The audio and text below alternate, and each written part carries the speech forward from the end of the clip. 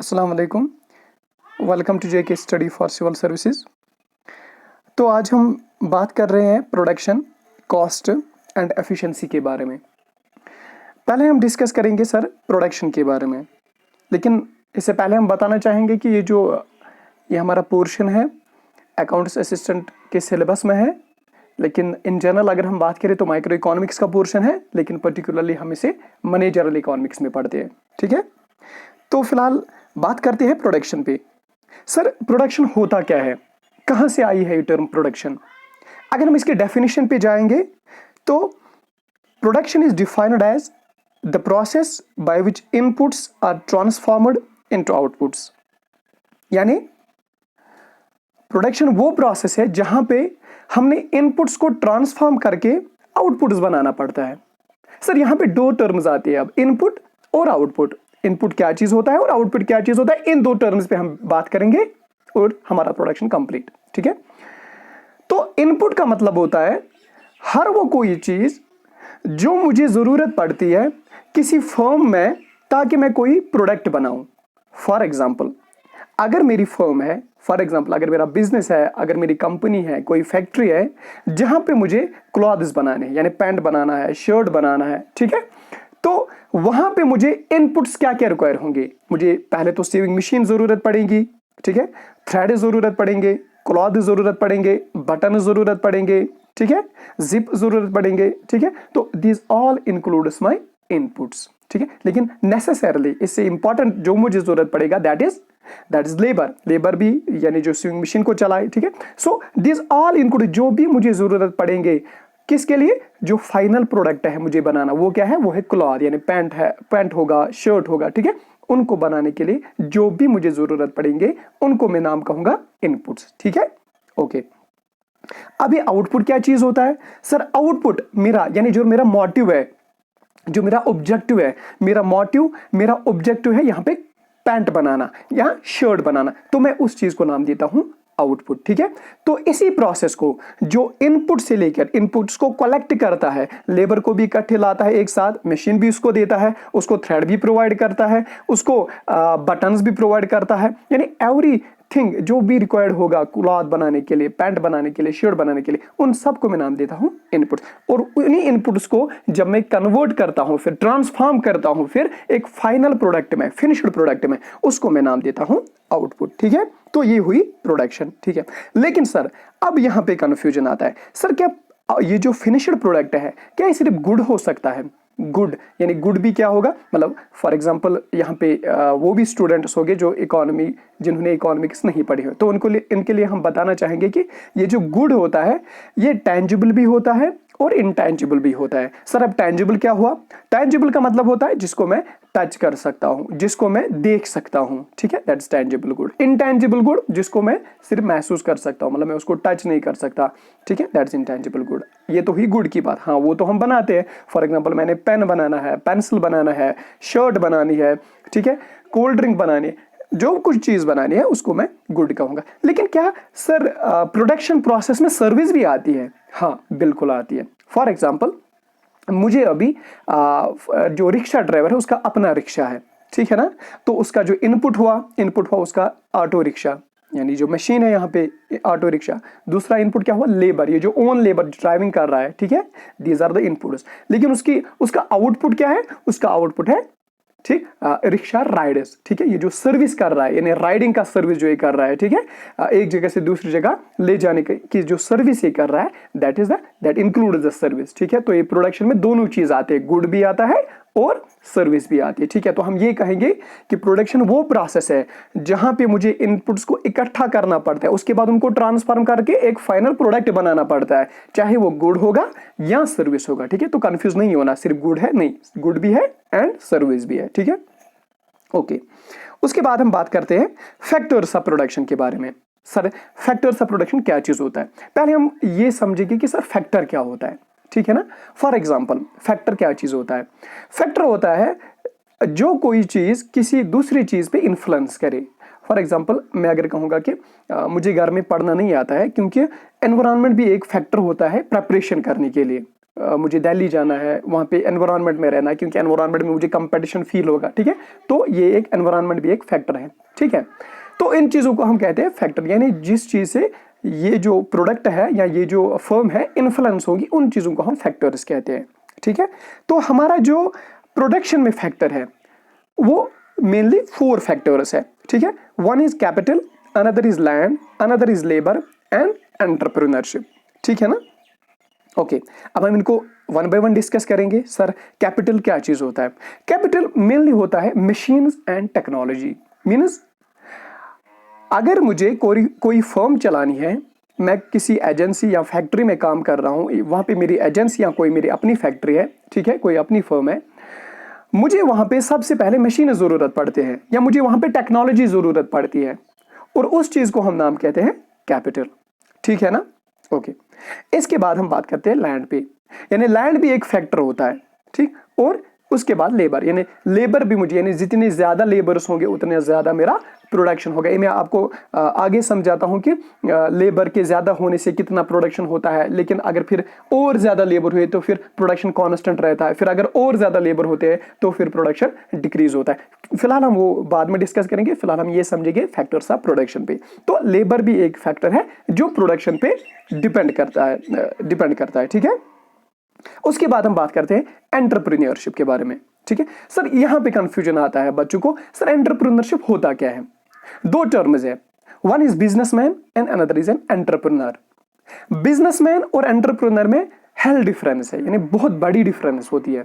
ये जो एंटरप्रेन्योर होता है, इट इज ए, मतलब जो एंटरप्रेन्योर होता है ये इनोवेटर होता है, मतलब ये कोई नया आइडिया देता है, ये कोई नया थॉट देता है, ठीक है। फॉर एग्जाम्पल हम बात करते हैं, अगर हमें फॉर एग्जांपल जाना होता था मतलब अमेरिका, वहाँ पे हमने लोगों से बातें करनी होती थी, अमेरिका में उनका नेचर जानना होता है, ठीक है, उनकी आइडियालॉजी जाननी होती है, ठीक है। तो हमें बहुत सारा ट्रैवल करना पड़ता, फिर हमें अमेरिका के लोगों से डिस्कस करना पड़ता। लेकिन mark Zuckerberg, he is an innovator, he is an entrepreneur, उन्होंने क्या किया, उन्होंने फेसबुक बनाया, जिससे हम सोशल मीडिया आज जो कहते हैं, हम सिंपली हम किसी को फ्रेंड बना सकते हैं, उनसे बात करते हैं, ठीक है। This is kind of innovation, ठीक है, दैट इज एंटरप्रेन्योरशिप, यानी उन्होंने एक नया मार्केट क्रिएट किया। सो हम ये कहेंगे ये जो एंटरप्रेन्योर होता है, ही क्रिएट इज द मार्केट, यानी ये मार्केट क्रिएट करता है, ठीक है। फॉर एग्जाम्पल देखो एंटरप्रेन्योरशिप क्या था, एक और एग्जाम्पल हम समझेंगे, ठीक है। यहाँ पे हमने जो आलू होती थी, मतलब जो पोटैटो होता था, हम 5 रुपए या 10 रुपए में उनको 1 kg लाते थे, ठीक है। लेकिन जो एंटरप्रेन्योर होता है, उन्होंने क्या किया, उन्होंने इस आलू को चिप्स बनाए, ठीक है, फिर लिफाफे में भर के पैक किया। मतलब उसमें आधी सी भी आलू होती है, मतलब एक आलू भी पूरी नहीं होती है, उसमें हमने एक लिफाफे में भरा होता है, वही 10 रुपीज़ का एक पैकेट आता है, ठीक है। वो क्रंची टाइप होता है, उसमें थोड़ा सा नमक होता है, तो it gives a good taste, ठीक है। तो this is an entrepreneur thought, मतलब ये एक एंटरप्रेन्योरशिप होता है, यानी which create is the market. आज आप देखते हो कि लेज मतलब हर घर में पाया जाता है। So this is an entrepreneur thought. फिर होता है बिजनेसमैन। बिजनेसमैन क्या करता है, बिजनेसमैन फिर ये मार्केट चलाता है, मतलब ये उन्होंने रिटेल वाले को होलसेल वाले से लिया, फिर उसको रिटेल वाले को बेचा, फिर रिटेल वाले ने कस्टमर को बेचा। This is just like a मतलब बिजनेस प्रोसेस। लेकिन जो एंटरप्रेन्योर होता है वो क्रिएट करता है मार्केट को, he is a market creator, ठीक है। लेकिन जो बिजनेसमैन होता है इज ए मार्केट प्लेयर, वो मार्केट में सिर्फ एज ए प्लेयर एक्ट करता है, ओके। तो एंटरप्रेन्योर का होना भी यहाँ पे एक फैक्टर होता है, किस चीज का, प्रोडक्शन का फैक्टर होता है, ठीक है। तो यहाँ पे 1-2 टर्म्स हैं जिनको हमने सिंपली समझना है। One is cost of production और उसके बाद प्रॉफिट। सर ये कॉस्ट ऑफ प्रोडक्शन होता क्या चीज है, इसको हम समझेंगे। मैंने बोला कि अगर मैंने पैंट या शर्ट बनाने हो, मतलब मैं उस फर्म में मेरी अपनी वो फर्म है जहाँ पे पैंट्स और शर्ट्स मैन्युफैक्चर होते हैं, ठीक है। वहाँ पे मुझे इनपुट्स क्या क्या ज़रूरत पड़ते हैं, मुझे मशीन ज़रूरत पड़ते हैं, मुझे स्किल्ड लेबर ज़रूरत पड़ते हैं, मुझे क्लॉथ ज़रूरत पड़ता है, थ्रेड ज़रूरत पड़ते हैं, बटन जिप ज़रूरत पड़ते हैं, ठीक है। तो इन सब चीज़ों पे मुझे कितना खर्चा आता है, मशीन लाने में, लेबर को वेज देने में, ठीक है, पावर बिल का लैंड का रेंट देने में, पावर बिल का जो खर्चा आता है उसका, मतलब एवरीथिंग, जहां पे मुझे इस प्रोडक्शन यानी फाइनल क्लॉथ बनाने में, यानी फाइनल पैंट और शर्ट बनाने में मुझे कितना खर्चा आता है, लेबर को देने में, मशीन पे जो मैंने मशीन लाई है, ठीक है, रेंट पे, उन सब चीज़ों को मिला के जितना भी खर्चा मुझे, जितना भी एक्सपेंडिचर मुझे आता है, उन सब चीज़ों को मिला के मैं कहता हूँ कॉस्ट ऑफ प्रोडक्शन। उन सब चीज़ों को मैं मिला के कहता हूँ कॉस्ट ऑफ प्रोडक्शन। ठीक है, फॉर एग्जांपल एक और एग्जांपल से हम समझिए। फॉर एग्जांपल फार्मर होता है जो अपने फार्म में, जो अपने फील्ड में पैडी उगाता है।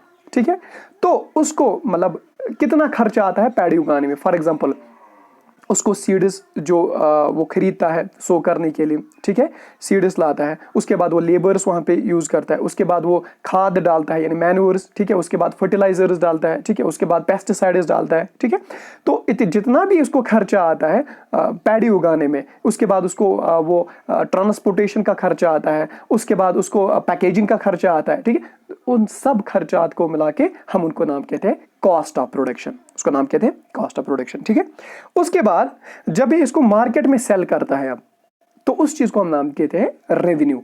यानी मुझे फॉर एग्जांपल मैंने पैडी उगाया था और मैंने पैडी में 10 रुपए खर्चा हुआ था, यानी पूरे एक साल में मुझे पैडी उगाने में सपोज फॉर एग्जांपल 10 रुपए खर्चा लगा। ठीक है, उसके बाद मैंने ये मार्केट में 20 रुपीज में बेचा। ठीक है, तो हम इस 20 रुपीज को नाम देते हैं रेवेन्यू और 10 रुपीज को नाम देते हैं कॉस्ट ऑफ प्रोडक्शन। ठीक है, अब हम इसी रेवेन्यू को माइनस करेंगे कॉस्ट ऑफ प्रोडक्शन में।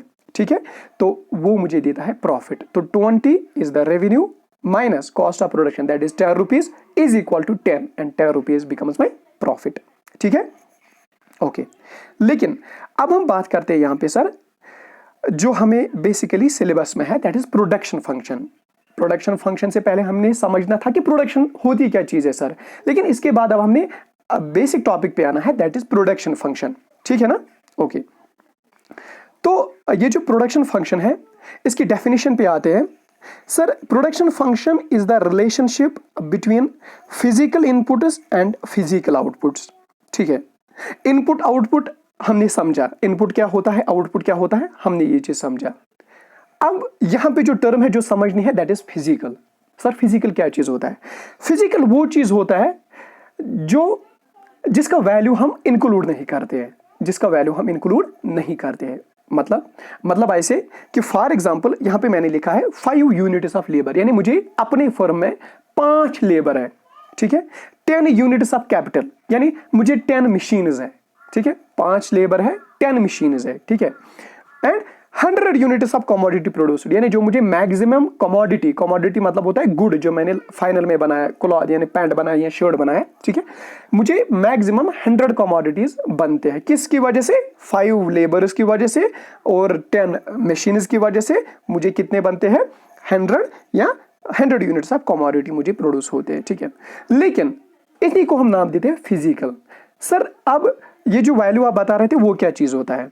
वैल्यूज का मतलब होता है अगर मैं फॉर एग्जांपल यहां पे आपको कहता कि मैंने फॉर एग्जांपल 1000 शर्ट्स बनाए, that is the physical product है, लेकिन अगर मैं बताता इन 1000 शर्ट्स का 10,000 कीमत है, these 1000 shirts are of worth of rupees 10,000, ये जो मैं रुपीज की बात करता, रेट की बात करता, ठीक है, तो उस चीज को मैं नाम देता हूं वैल्यू। लेकिन प्रोडक्शन फंक्शन में हमें वैल्यूज नहीं लेने होते हैं, हमें फिजिकल क्वांटिटी लेनी होती है।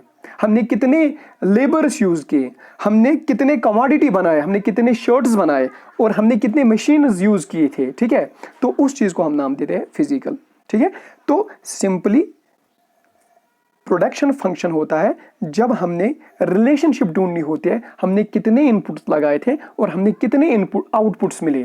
ठीक है, तो उस चीज को हम नाम देते हैं प्रोडक्शन फंक्शन। ठीक है ना, ओके।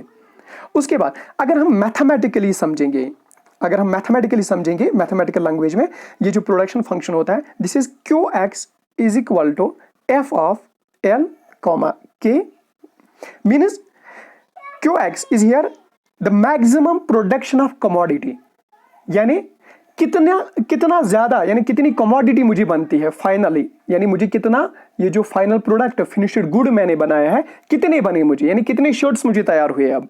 ठीक है, इज द फंक्शन ऑफ, यानी maximum production of commodity is the function of labour, L denotes labour here and K denotes capital here, यानी कितने लेबर्स की वजह से एंड कितने मशीन्स की वजह से। क्या, क्यू एक्स बना। Q x means production of commodity, यानी मुझे कितना कमोडिटी बना, ठीक है। फॉर एग्जाम्पल मैंने यहाँ पे एग्जाम्पल से समझाया है। फॉर एग्जाम्पल 40x यानी मुझे 40 शर्ट्स बनते हैं, ठीक है।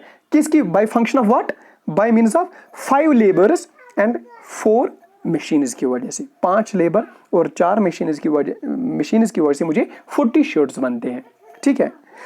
एक और एग्जांपल मैंने दी रखी है यहाँ पे 45x यानी मुझे 45 शर्ट्स बनते हैं, किसकी वजह से, 6 लेबर एंड 4 मशीन्स, यानी मशीन्स मैंने कांस्टेंट रखे। ये बात आपको याद रखनी है यहाँ पे कि मशीन्स मैंने यहाँ पे कांस्टेंट रखी है, ठीक है। तो 4 मशीन्स और मैंने लेबर इंक्रीज किया, यानी मैंने एक और लेबर इंक्रीज किया है, मैंने 5 लेबर से लेके 6 लेबर रखे अब, तो 6 लेबर्स और 4 मशीन्स की वजह से मुझे 45 शर्ट्स बनते हैं, ठीक है।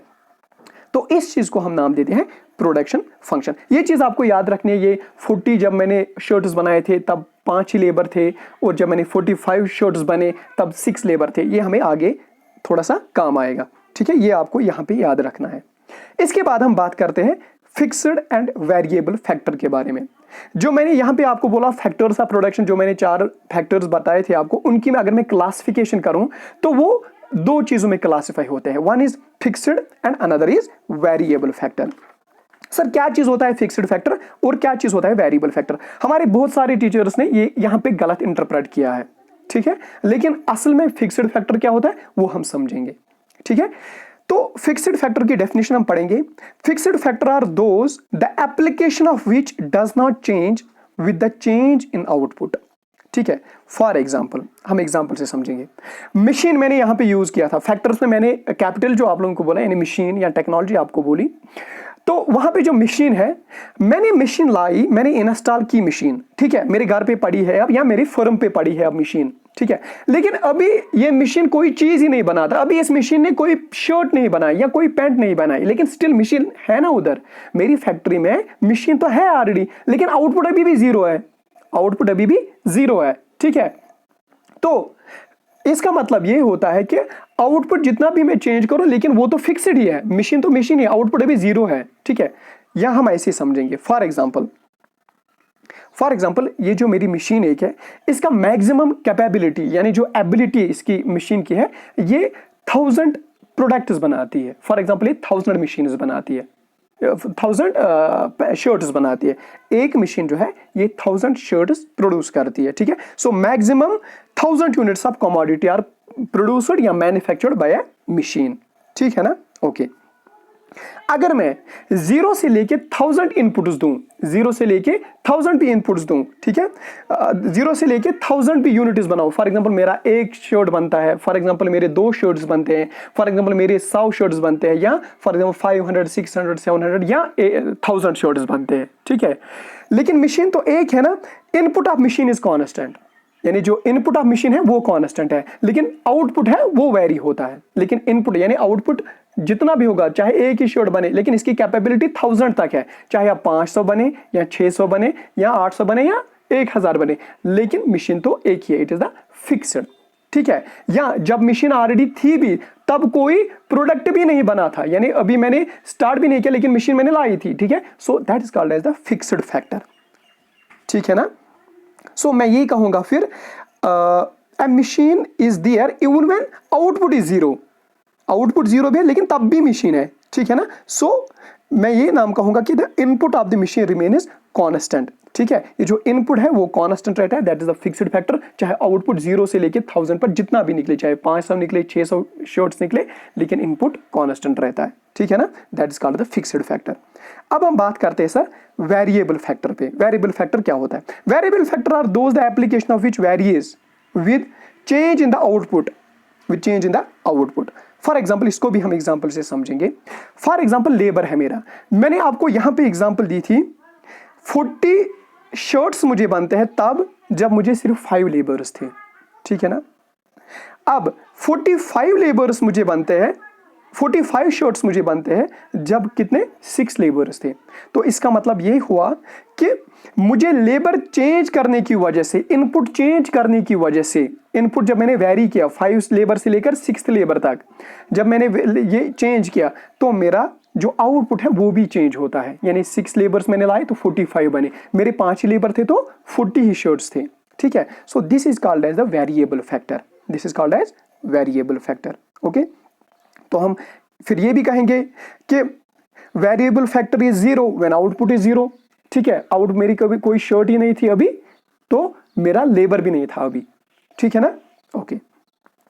इसके बाद हम इंपॉर्टेंट टॉपिक पे बात करते हैं, that is types of production. Sir types of production, और मेनली एग्जाम्स में यही क्वेश्चन आते हैं कि टाइप्स ऑफ प्रोडक्शन पे जो न्यूमेरिकल वाला क्वेश्चन पोर्शन होगा वो हमें इसी से पूछा जाएगा, ठीक है। तो there are 3 types of production, one is total product, marginal product and average product, ठीक है। टोटल प्रोडक्ट को हम ये भी नाम देते हैं टोटल फिजिकल प्रोडक्ट, फिजिकल मैंने ऑलरेडी डिस्कस करा है, ठीक है। या टोटल प्रोडक्ट को हम नाम देते हैं नाम देते हैं रिटर्न प्रोडक्ट भी, ठीक है। इसी तरह से मार्जिनल प्रोडक्ट को मैंने नाम दिया है मार्जिनल फिजिकल प्रोडक्ट, ठीक है। और एवरेज प्रोडक्ट या एवरेज फिजिकल प्रोडक्ट, ठीक है ना, ओके। यहां तक हमें समझ आ गया, ठीक है। अब हम ये समझेंगे कि सर टोटल प्रोडक्ट क्या होता है, टोटल प्रोडक्शन क्या होता है।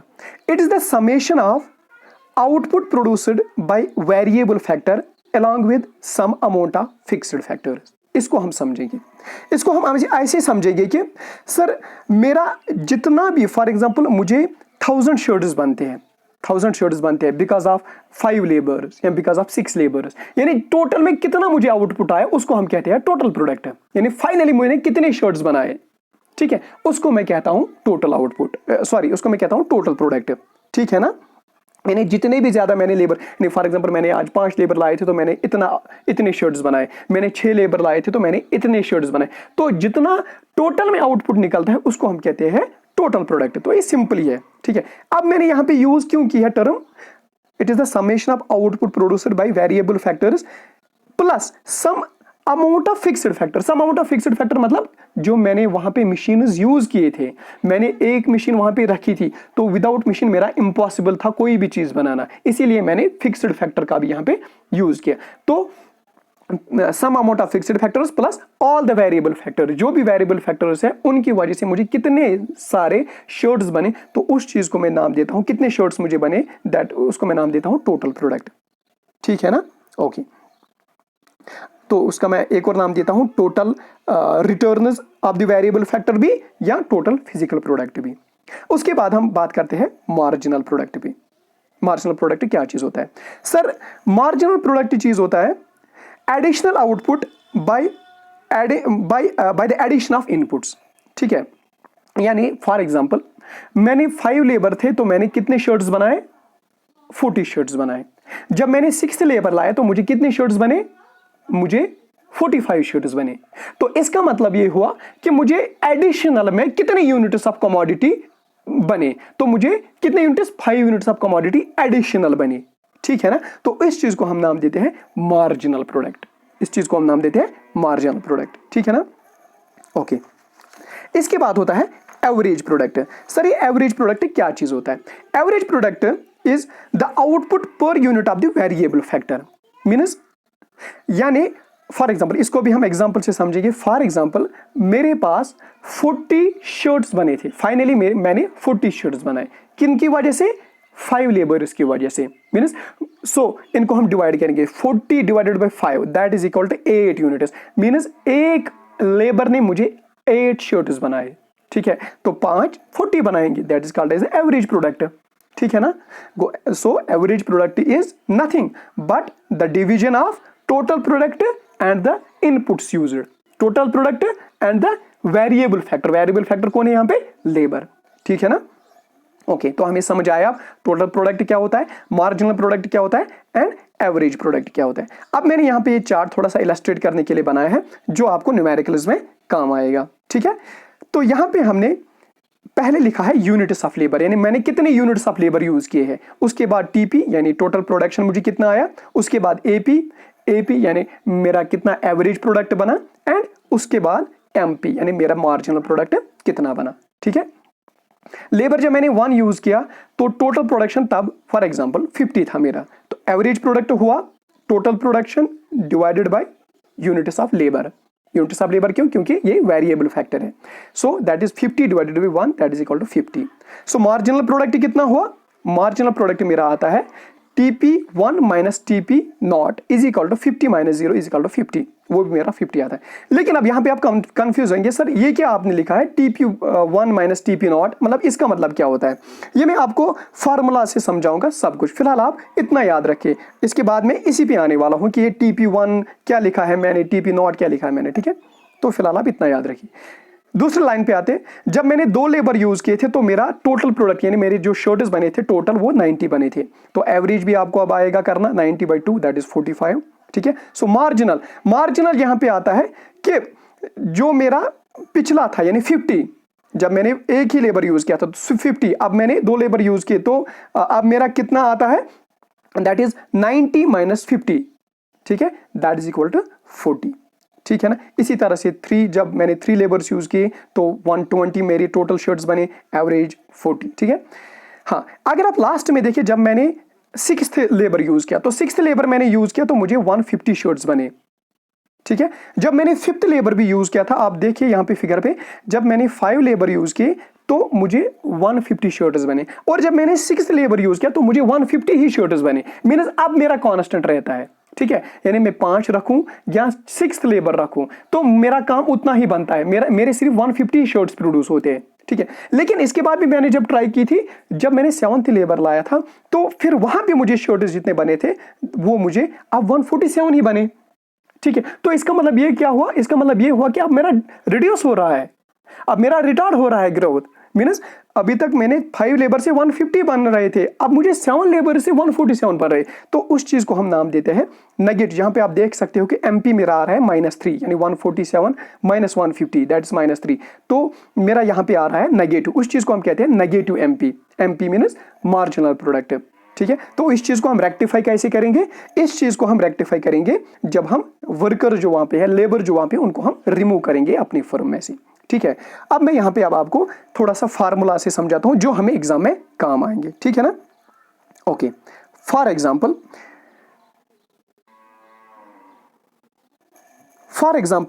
ये जो आप फार्मूला लिख के रखिए, TP is equal to AP into labour, TP is equal to AP into labour, ठीक है ना? इसको हम चेक करेंगे, यानी TP होता है बराबर, it is the multiplication of average product and labour, ठीक है ना? इसको हम चेक करेंगे। फॉर एग्जाम्पल फर्स्ट में हम चेक करेंगे TP कितना है, यहाँ पे TP यहाँ पे है 50, ठीक है ना? तो TP 50 है, इज इक्वल टू मैंने क्या बोला, AP इंटू लेबर। AP कितना है? AP मुझे यहाँ पे निकला है 50 इंटू लेबर कितने हैं 1, so that is equal to 50, ठीक है ना? ओके, इसी तरह से हम यहां पे समझेंगे सेकंड एग्जांपल में, TP is equal to AP into labour second में। सो TP मुझे कितना निकला है 90 इज इक्वल टू AP कितना निकला है मुझे 45, लेबर्स कितने हैं 2 को put, so 45 into 2 is equal to 90, ठीक है ना? सो एक फार्मूला आपने याद रखी, TP is equal to AP into labour, ठीक है ना? ओके, इसके बाद एक और फार्मूला आप लिख लीजिए, TP is equal to summation of MP, TP is equal to summation of MP, यानी ये जो TP होता है टोटल प्रोडक्ट होता है, ये जब हम MPs को समेशन करते हैं यानी सम करते हैं, इंटीग्रेट करते हैं, ठीक है? तो ये बनता है हमारा TP। फॉर एग्जांपल इसको भी हम एग्जांपल से समझेंगे। फॉर एग्जाम्पल यहाँ पे 50 प्लस यहाँ पे 50 प्लस 40 प्लस 30 प्लस 20, इनको हम ऐड करेंगे, कितना आता है? शाबाश, इनको जब हम ऐड करेंगे, for example 50 plus 40 plus 30 plus 20 plus 10, ठीक है, प्लस 0, ये जितना भी आता है वो हमारा TP बनता है, वो हमारा टोटल प्रोडक्ट बनता है, ठीक है ना? ओके, इसके बाद एक और एग्जाम्पल आप याद रख लीजिए, दैट इज ये जो AP is equal to TP divided by L, ये मैंने पहले भी आपको बोला था, AP is equal to TP divided by L, यानी total product per unit of labour, ठीक है ना? फॉर एग्जांपल इसको भी हम यहीं से देखेंगे आप। फॉर एग्जांपल AP यहाँ पे फर्स्ट में यहाँ पे फर्स्ट में जो 50 है AP, हम इसको चेक करेंगे। AP को हमने लिखना है TP divided by L, that is equal to TP कितना है 50, लेबर कितना है 1, 50 by 1 is equal to 50, so हमारा AP कितना आया 50। ठीक है ना, ओके। ये एक और फार्मूला आपको याद रखने एग्जाम पॉइंट ऑफ व्यू से, ठीक है ना। इसके बाद जो मैं यहाँ पे बता रहा हूँ आपको, ये TP1 माइनस TP0 कहाँ आया, यहाँ पे जो मैं आपको समझा रहा था कि ये TP1 माइनस TP0 कहाँ से आया, तो आपको ये याद रखना है, ये फॉर्मूला आपको याद रखना है कि ये जो MP होता है, मार्जिनल प्रोडक्ट होता है, that is equal to total product of the nth labour minus total product of the n minus 1th labour. ठीक है ना, तो ऐसे लिखेंगे। For example marginal product of 5th labour की मैं बात करूंगा, marginal product of 5th labour की बात करूंगा, that is equal to marginal product of 5th minus marginal product of 4th।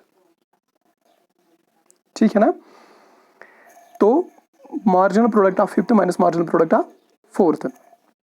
ठीक है, ये कैसे निकलता है हमें, देखो यहाँ पे ये जो 5th है मार्जिनल प्रोडक्ट, ये जो 5th है, ठीक है, तो यहाँ पे मैंने 150 माइनस 140 करा है।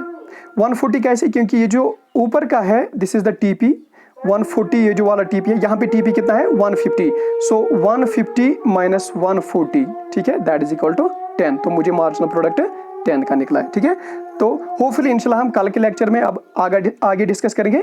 तब तक के लिए अल्लाह हाफिज़।